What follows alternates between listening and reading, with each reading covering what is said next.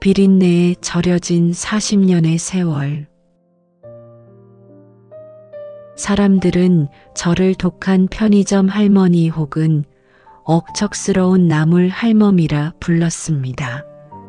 하지만 그 도끼가 없었다면 남편 잡아먹었다는 소리 들으며 혼자 된 27의 내가 그 어린 남매를 어떻게 키웠겠습니까? 새벽 4시 남들 다 자는 시간에 시장 바닥에 앉아 얼음물에 손을 담그며 생선배를 갈랐습니다. 겨울이면 손가락 마디마디가 갈라져 피가 맺혔지만 반창고 하나 붙일 시간도 아까웠죠. 그저 내 새끼들 학교 가서 기 안 죽게 새 옷 사주고 남들 먹는 소고기국 한 그릇 먹이는 게 내 인생의 전부였습니다. 내 손등은 거북이 등껍질처럼 딱딱해졌고 허리는 기역자로 굽었지만 번듯하게 자라 정장 입고 출근하는 아들의 뒷모습을 볼 때면 세상 누구도 부럽지 않았습니다. 엄마, 이제 그만 쉬어. 우리가 있잖아. 그 말이 제 평생의 훈장이었습니다. 여우 같은 며느리와 곰 같은 아들의 제안. 아들이 결혼하고 3년쯤 지났을 때였을 겁니다. 며느리가 유난히 고운 빛깔의 과일 바구니를 들고 찾아왔더군요. 평소엔 바쁘다며 얼굴 보기도 힘들던 아이들이 그날따라 제 어깨를 주무르고 발을 씻겨주며 애교를 부렸습니다. 어머니, 사실 저희 아파트 청약 당첨됐는데 잔금이 조금 모자라요. 어머니 사시는 이 아파트 지금 전세 놓거나 팔아서 합치면 저희가 훨씬 큰 집으로 가서 어머니 모실 수 있거든요. 며느리의 그 눈빛은 너무나 간절했고 옆에서 거드는 아들의 목소리는 듬직했습니다. 세금도 아끼고 명의도 미리 넘겨주시면 나중에 상속세 걱정도 없대요. 아들의 그 말에 가슴 한구석이 싸해졌지만 나를 생각해서 하는 소리겠거니 하며 애써 외면했습니다. 내 자식인데 설마 나를 길바닥에 나앉게 하겠느냐는 그 믿음 하나가 제 눈을 가렸던 것이죠. 인감도장에 찍힌 마지막 희망. 법무사 사무실의 차가운 대리석 책상 앞에 앉았습니다. 인감도장을 꺼내는데 왜 그리 손이 떨리던지 40년 전 남편이 남겨준 유일한 유산이자 내 청춘을 다 바쳐 지켜온 이 집. 어머니, 여기 도장 찍으시면 돼요. 며느리가 제 손에 인감 페이스트를 묻혀주더군요. 붉은 인감이 종이에 닿는 순간 제 심장도 같이 찍히는 기분이었습니다. 아들은 제 어깨를 꽉 쥐며 엄마, 이제 고생 끝이야. 우리가 진짜 잘할게라고 속삭였습니다. 그날 저녁 아들 내외와 갈비를 먹으며 저는 처음으로 비싼 와인 한 잔을 마셨습니다. 술 기운인지 안도감인지 눈물이 핑 돌더군요. 그래, 이제 나도 남들처럼 자식 덕 좀 보고 살겠구나. 그 믿음이 독이 될 줄은 꿈에도 모른 채 말입니다. 텅 빈 집, 그리고 문틈 사이의 진실. 이사 가기 전날 밤, 텅 빈 거실에 앉아 밤하늘을 봤습니다. 짐을 다 싸고 나니 내 인생도 이렇게 텅 비어버린 것 같아 묘하게 쓸쓸하더군요. 그런데 거실 너머 아들 내외의 낮은 목소리가 들려왔습니다. 여보, 어머니 방에 그 낡은 가구는 다 버리고 가자. 새집 분위기 망쳐. 며느리의 차가운 목소리였습니다. 아들의 대답은 더 가관이었죠. 당연하지. 일단 모신다고는 했는데 애들 교육 문제도 있고 하니까 좀 지내다가 요양원 쪽으로 살살 알아봐야지. 순간 심장이 멎는 것 같았습니다. 내 귀를 의심하며 문고리를 잡았지만 차마 열지 못했습니다. 내일부터 시작될 새 삶이 효도가 아니라 감옥일지도 모른다는 공포가 밀려왔습니다. 새 집의 낯선 향기, 그리고 지워진 내 흔적. 아들네 새 아파트에 들어서던 날 현관문이 열리며 풍기던 그 은은한 방향제 냄새를 잊을 수 없습니다. 대리석 바닥은 반짝였고 거실창 너머로 보이는 도심의 풍경은 화려했죠. 하지만 그 화려함 속에 내 자리는 없었습니다. 어머니, 집안 분위기랑 안 맞아서 그 낡은 서랍장이랑 이불은 다 처분했어요. 여기 새 가구 넣어놨으니까 이거 쓰세요. 며느리의 말은 친절했지만 그 속엔 어머니의 과거를 이 집에 들이지 마세요라는 서슬퍼런 명령이 들어있었습니다. 40년을 손때 묻혀온 내 가구들, 아이들의 키를 재며 칼로 그어놓았던 문설주, 내 인생의 증거들이 하루아침에 폐기물 스티커가 붙어버려졌습니다. 그날 밤 낯선 새 침대에 누워 천장을 보는데 마치 제가 이 세련된 집을 더럽히는 얼룩처럼 느껴져 밤새 뒤척였습니다. 식탁 위에 눈치밥. 가장 견디기 힘든 건 식사 시간이었습니다. 예전엔 내가 해준 된장찌개면 밥 2그릇을 비우던 아들이었는데 이제는 며느리가 차려준 정체 모를 서양식 샐러드와 빵 앞에 앉아 저를 이방인 보듯 했습니다. 어머니, 애들 교육 정서상 식사 예절이 중요해서요. 소리내서 드시지 마시고 반찬도 개인 접시에 덜어 드세요. 며느리의 지적은 칼날처럼 제 가슴을 후벼 팠습니다. 쩝쩝 소리가 날까봐 입술을 꼭 다물고 밥을 씹으니 모래알을 씹는 것 같더군요. 어느 날은 손주 녀석이 제 손을 보더니 할머니 손은 왜 이렇게 더러워? 괴물 같아라며 소리를 지르더군요.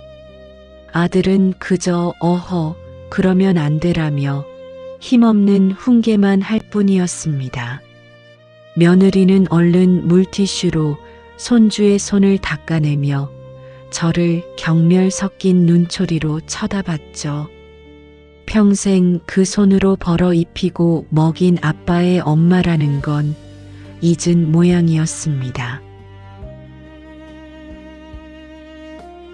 투명인간이 되어가는 하루.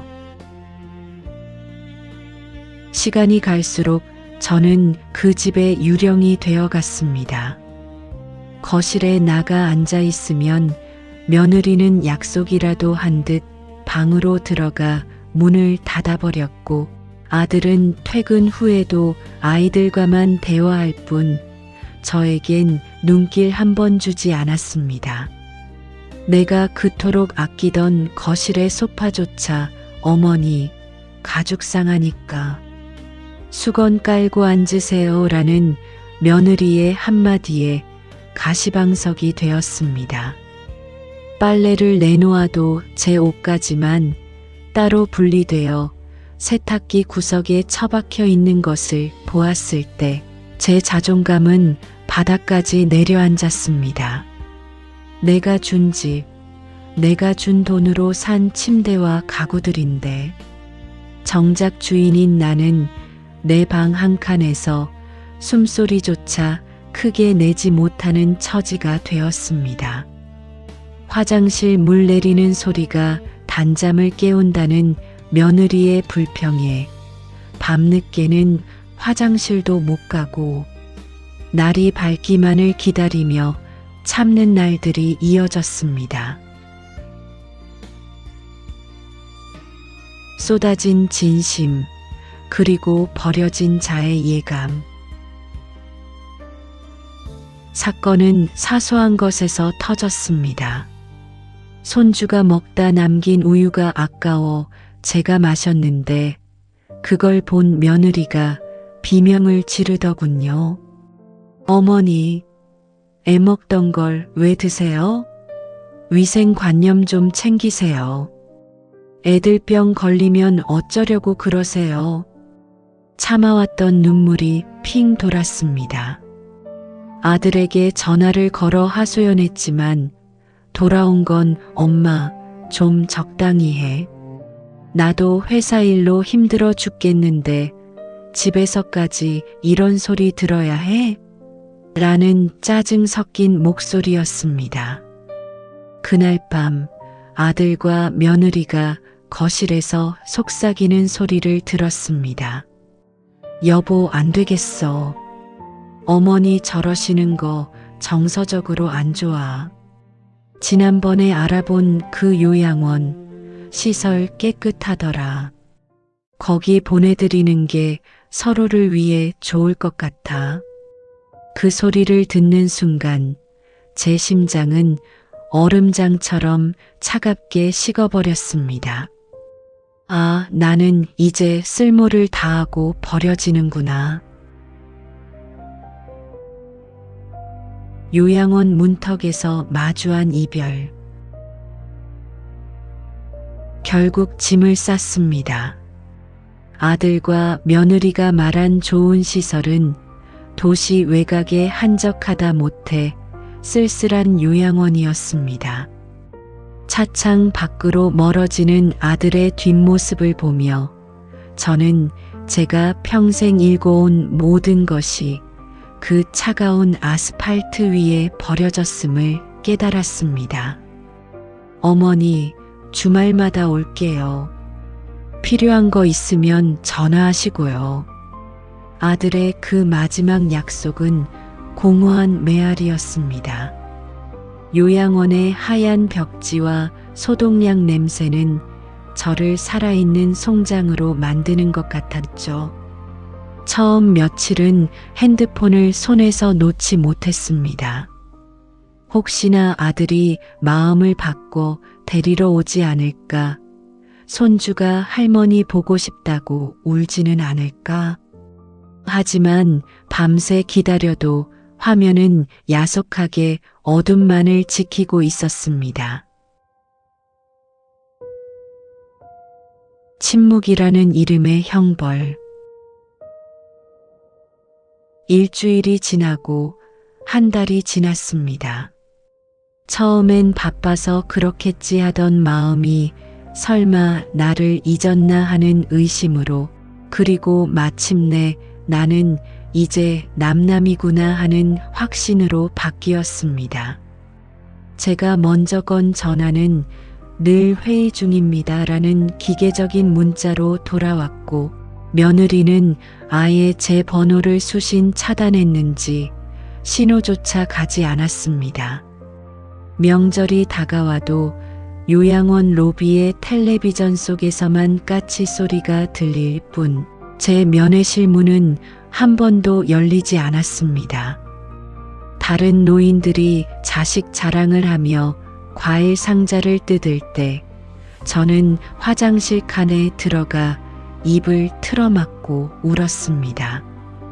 나를 무시하고 윽박지르던 그 목소리조차 그리워질 만큼 이 지독한 침묵은 살을 내는 칼바람보다 더 고통스러웠습니다. 내가 준 집에서 그들은 웃고 떠들며 맛있는 것을 먹고 있겠지 생각하면 심장이 갈기갈기 찢어지는 것 같았습니다. 죽음의 문턱에서 본 한 줄기 빛.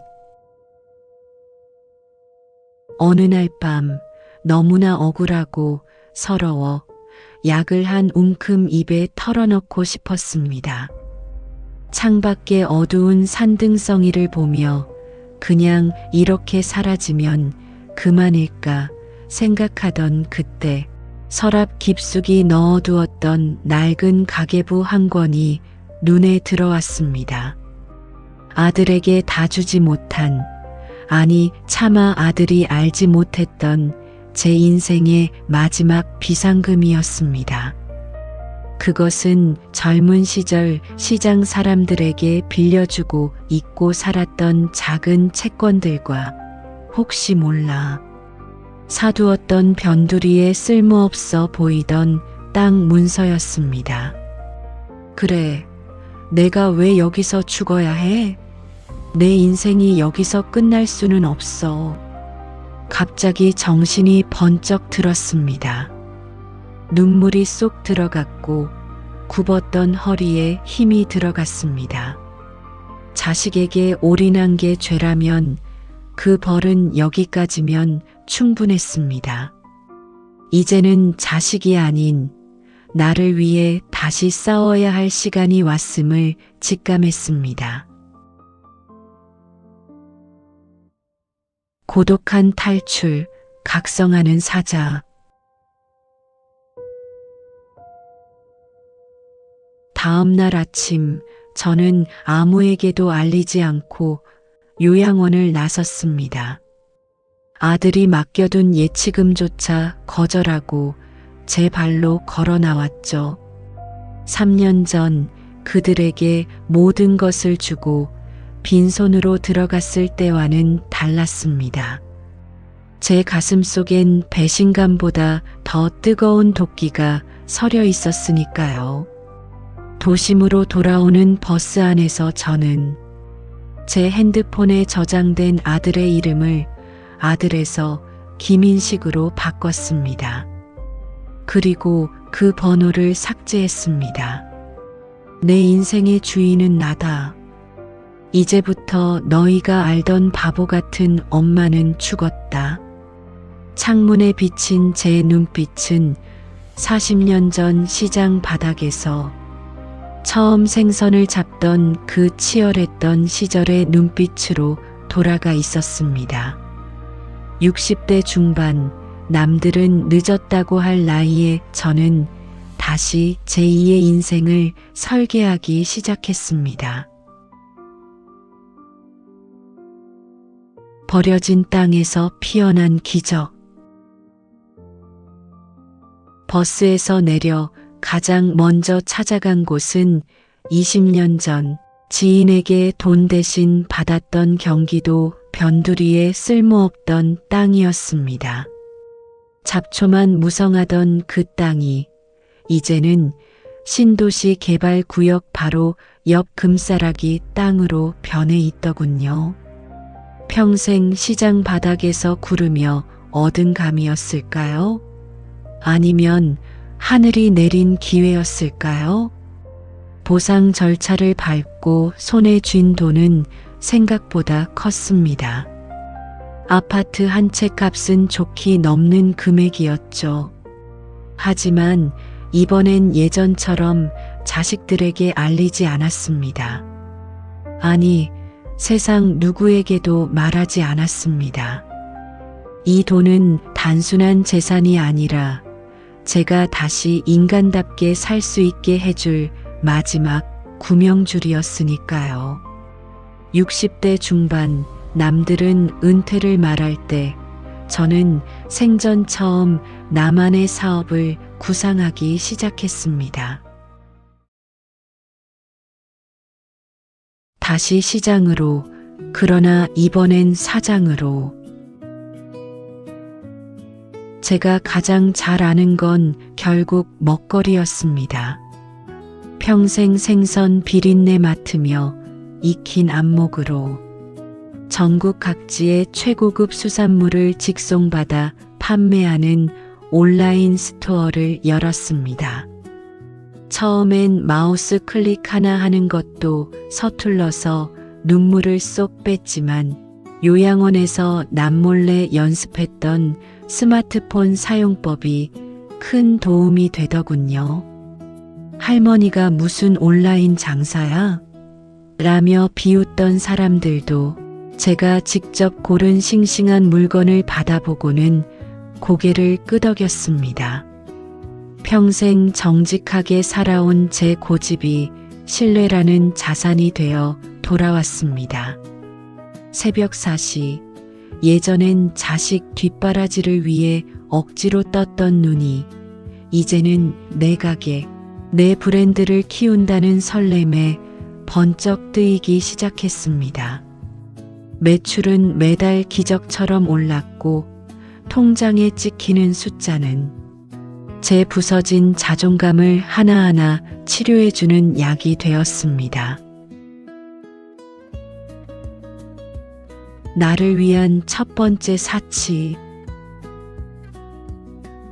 돈이 모이자 가장 먼저 한 일은 아들네 집보다 훨씬 작지만 햇살이 가득 들어오는 남양집을 제 명의로 계약한 것이었습니다. 내 집, 내 침대, 내 식탁. 누구의 눈치도 보지 않고 화장실 물을 내려도 되는 그 소박한 자유가 얼마나 눈물겹도록 행복하던지요. 며느리가 분위기 망친다며 내다버린 낡은 가구 대신 제가 평소 갖고 싶었던 예쁜 식탁과 안락 의자를 샀습니다. 그리고 거울 속에 저를 보았습니다. 시장통 할멈이 아니라 우아하고 단단한 중년 여성이 서 있더군요. 저는 저를 위해 예쁜 옷을 사고 건강한 식단을 차려 먹기 시작했습니다. 자식들에게 퍼주느라 40년 넘게 잊고 살았던 나라는 사람을 비로소 대접해주기 시작한 겁니다.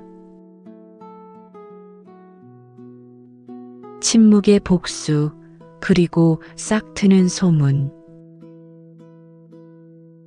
3년이라는 시간이 흘렀습니다. 그 사이 저는 업계에서 알아주는 수산물 유통기업의 대표가 되어 있었죠. 하지만 자식들에겐 단 한 번도 연락하지 않았습니다. 가끔 아들의 소셜 미디어를 몰래 들여다보면 제가 준 아파트를 팔아 무리하게 사업을 확장하다 어려워졌다는 소식이 들려오더군요. 엄마는 어디서 죽었는지 살았는지 관심도 없겠지. 속으로 씁쓸한 미소를 지었습니다. 하지만 저는 알고 있었습니다. 머지않아 그들이 제 소문을 듣고 찾아올 것이라는 걸요. 하지만 예전의 바보 같은 엄마는 이제 없습니다. 저는 차분하게 그들과 마주할 날을 준비했습니다. 동정심이 아니라 압도적인 실력으로 그들에게 인생의 쓴맛을 보여줄 준비를 말입니다. 불청객의 방문. 평화로운 오후, 제 사무실 문을 두드리는 소리가 들렸습니다.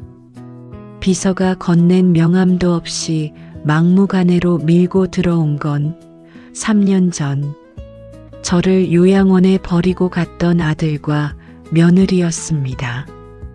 몰라보게 수척해진 아들의 모습과 여전히 화려하려 애쓰지만 초조함이 역력한 며느리의 얼굴을 보는데 신기하게도 화조차 나지 않더군요.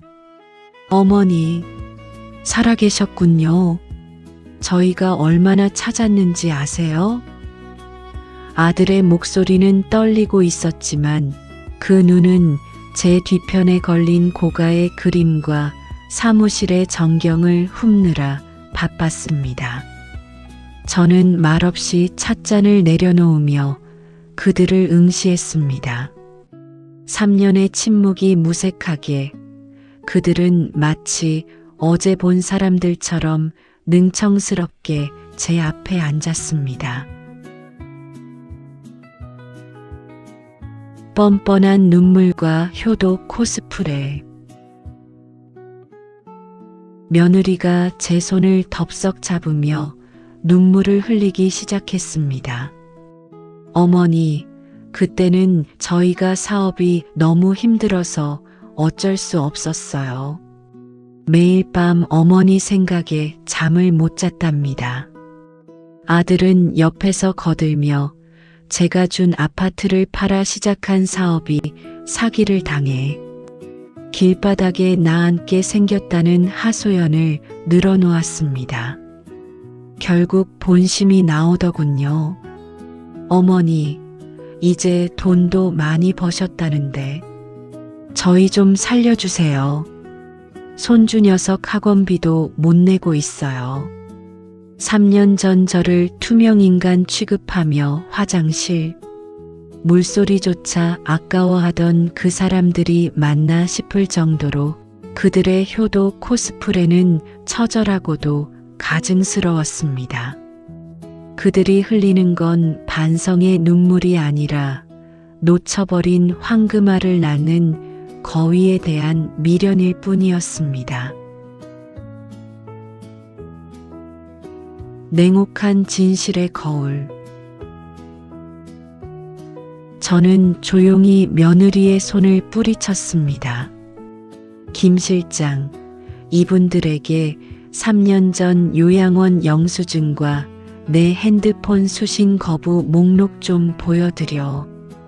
제가 내민 자료 앞에 그들은 얼어붙었습니다. 너희가 바빠서 연락 못했다고? 아니, 너희는 내가 죽기를 바랐던 거겠지. 내가 준 집에서 하하호호 웃으며 내 흔적을 지울 때 나는 요양원 화장실에서 입을 막고 울었다. 제 목소리는 낮았지만 사무실 안을 서늘하게 메웠습니다. 아들은 당황하며 엄마 가족끼리 왜 이래? 라며 말을 흐렸지만 저는 멈추지 않았습니다. 가족? 너희가 내 재산을 가져갈 때만 가족이었지. 내가 빈손일 때 너희에게 나는 그저 치워야 할 오물이었을 뿐이야. 마지막 기회의 거절. 며느리는 급기야 제 바지가랑이를 붙잡고 빌기 시작했습니다. 하지만 제 마음속엔 이미 그들을 위한 자리는 없었습니다. 너희에게 줄 돈은 단 1전도 없다. 이미 내 모든 재산은 사회환원재단에 기부하기로 공증까지 마쳤어. 그 말에 아들의 눈빛이 돌변하더군요. 서러운 자식이 아니라 밥그릇을 뺏긴 짐승의 눈빛이었습니다. 어떻게 엄마가 이래? 남한테 줄 돈은 있고 자식한테 줄 돈은 없어? 폭언을 쏟아내려는 아들을 보며 저는 비서에게 눈짓했습니다. 나가라. 내 인생에서 너희라는 오답을 지우는데 3년이 걸렸다. 다시는 내 눈앞에 나타나지 마. 경비원들에게 끌려나가는 그들의 뒷모습을 보며 저는 비로소 40년 동안 지고 있던 무거운 짐을 내려놓은 기분이 들었습니다. 소음이 사라진 자리, 비로소 보이는 것들. 자식들이 소리를 지르며 사무실 밖으로 끌려나간 뒤 비로소 정적이 찾아왔습니다. 가슴이 뻥 뚫린 것처럼 시원할 줄 알았는데 의외로 마음은 잔잔한 호수 같더군요. 40년 넘게 내 몸처럼 짊어지고 살았던 부모라는 짐을 비로소 내려놓은 기분이었습니다. 창밖으로 저무는 노을을 보며 생각했습니다. 그동안 나는 자식이라는 우상을 숭배하며 나 자신을 얼마나 학대해 왔던가. 이제 내 인생에 더 이상의 별일은 없습니다. 남은 시간은 오로지 나, 아니 한 인간으로서의 평온함으로 채우기로 결심했습니다. 가장 품격 있는 복수. 아들은 그 후로도 몇 번이나 회사 앞에서 시위를 하거나 편지를 보냈지만 저는 단 한 번도 대응하지 않았습니다. 진정한 복수는 피를 흘리는 싸움이 아니라 그들이 내 인생에서 아무런 영향력도 끼칠 수 없음을 보여주는 무관심이라는 것을 알았기 때문입니다. 저는 그들에게 줄 돈을 모아 독거노인들을 위한 작은 쉼터를 만들었습니다. 요양원의 차가운 벽 앞에서 절망했던 저와 같은 이들이 남은 생을 따뜻하고 존엄하게 보낼 수 있는 공간이죠. 그곳에서 웃음을 되찾은 노인들의 얼굴을 보며 저는 자식에게 받지 못한 효도를 세상으로부터 돌려받는 기분이 들었습니다. 나를 사랑하는 연습. 요즘 제 하루는 온전히 저를 위한 것들로 가득합니다. 아침에 일어나 향이 좋은 차를 마시고 며느리 눈치 보느라 못했던 산책을 마음껏 즐깁니다. 가끔은 예쁜 꽃을 사서 식탁에 올리고 저를 위해 정성껏 차린 건강한 식사를 합니다. 평생 시장 바닥에서 남의 입에 들어갈 것만 챙기느라 정작 내 입은 소홀히 했던 지난 날들에 대한 뒤늦은 사과입니다. 60대 후반이 되어서야 저는 비로소 저 자신과 연애를 시작했습니다. 거울 속의 주름진 얼굴이 이제는 흉측한 훈장이 아니라 치열하게 잘 살아왔다는 영광스러운 기록처럼 보입니다. 오늘도 별일 없었다. 가끔 꿈을 꿉니다. 어린 아들을 등에 업고 시장길을 달리던 젊은 날의 나를요. 꿈속에 나는 힘들었지만 행복해 보였습니다. 잠에서 깨어난 저는 그 젊은 나에게 속삭여줍니다. 고생했다. 정말 잘 버텼다. 이제는 쉬어도 된다라고요. 자식은 제 인생의 전부인 줄 알았지만 사실은 제 인생이라는 커다란 책의 한 장일 뿐이었습니다. 이제 그 장을 덮고 저는 저만의 빛나는 마지막 장을 써내려가고 있습니다. 시청자 여러분, 자식에게 다 주고 빈손이 되어 서러우신가요? 늦지 않았습니다. 지금이라도 당신 자신을 가장 먼저 사랑하십시오. 오늘도 제 긴 이야기를 들어주셔서 감사합니다. 여러분의 삶에 진정한 평안이 깃들길 바랍니다. 구독과 좋아요는 저에게 큰 힘이 된답니다. 구독, 좋아요 부탁드립니다.